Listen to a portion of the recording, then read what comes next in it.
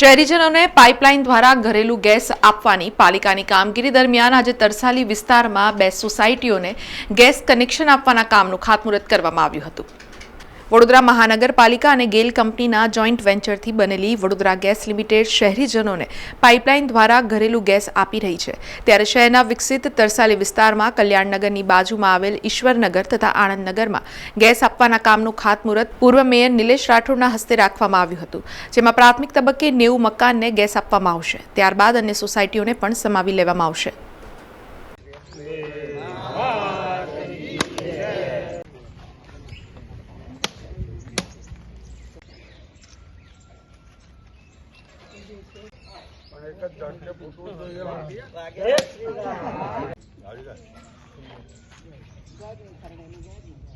આજે Tarsali ward number 17 માં આનંદનગર ઈશ્વરનગરની અંદર ગેસના નવા કનેક્શન માટેના કામનું આજે ખાતમુહૂર્ત કર્યું છે અને આજથી જ કામગીરી બી આજથી જ ચાલુ થઈ જશે।